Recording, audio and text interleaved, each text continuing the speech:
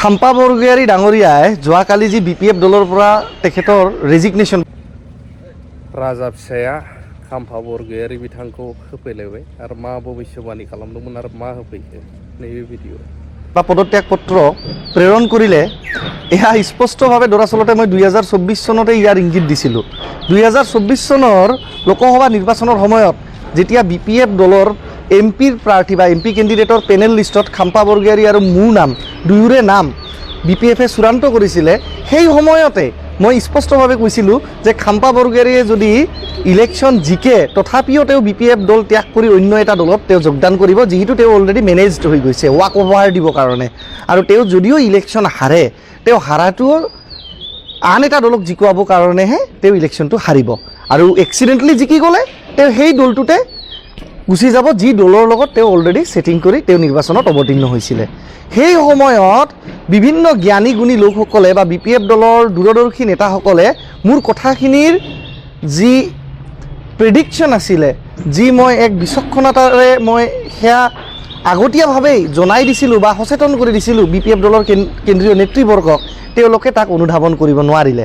আৰু দুখিত আজি যে BPF দলৰ বিচক্ষণতা অলপমান কম হোৱাৰ বাবেই বা BPF দলে সময়ত ৰিয়েলাইজ নকৰাৰ বাবেই আজি খাম্পা বৰগোহাঞিয়ে BPF দল ত্যাগ কৰিব লগা হ'ল। কিন্তু অৱশ্যে মই এটা ঘোষণা আজি কৰিব বিচাৰিছোঁ, ঘোষণা সঠিক নহয়, স্পষ্টভাৱে আকৌ এটা প্ৰেডিকশ্যন দিছোঁ, যিহেতুৱে আপোনালোকৰ আশীৰ্বাদত মোৰ প্ৰেডিকশ্যন কেতিয়াও ভুল হোৱা নাই।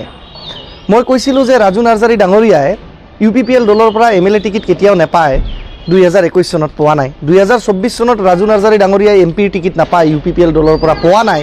মই কৈছিলোঁ যে খাম্পা বৰগোহাঞি নিৰ্বাচন খেলিলে তেওঁ কেতিয়াও BPF দলৰ পৰা বিজয়ী নহয়, যিহেতুৱে তেওঁ নিজৰ সমষ্টিৰ পৰা 15,000 ভোটে লাভ কৰিবলৈ সক্ষম হোৱা নাছিল যেতিয়া তেওঁ ডেপুটি চিফ আছিলে BTC ইলেকশ্যন 2020ত। তো সেইধৰণেই মই এটা প্ৰেডিকশ্যন দিছোঁ যে আজি খাম্পা বৰগোহাঞি ডাঙৰীয়াই যি BPF দল ত্যাগ কৰিলে, আপোনালোকে কোনো ধৰণৰ এইটোক ডাঙৰ এটা নিউজ বনোৱাৰ দৰাচলতে কোনো দৰকাৰে নাই।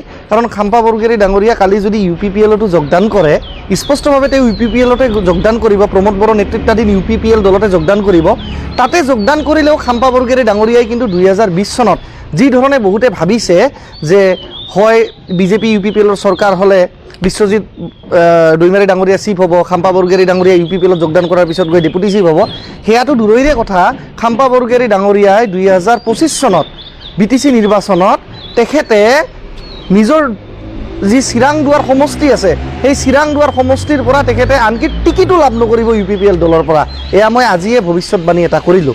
আৰু অৱশেষত এইটোৱে ক'ব বিচাৰোঁ যে 2024 চনৰ লোকসভা নিৰ্বাচনৰ সময়ত যেতিয়া মোৰ আৰু খাম্পা বৰগোহাঞি দুয়োৰে নাম BPF দলৰ পেনেল লিষ্টত চূড়ান্ত হৈছিলে MPৰ প্ৰাৰ্থিত্ব প্ৰদান কৰাক লৈ, সেই সময়তে মই বাৰম্বাৰ যিখিনি কথা কৈছিলোঁ যে খাম্পা বৰগোহাঞি ডাঙৰীয়াই ৱাক অভাৰ দিব, ইলেকশ্যন হাৰক বা জিকক, জিকিলে তেওঁ অন্য দলত গুচি যাব আৰু হাৰিলেও তেখেতে আন এজনক জিকুৱাবৰ কাৰণেহে নিৰ্বাচনত অৱতীৰ্ণ হৈছে।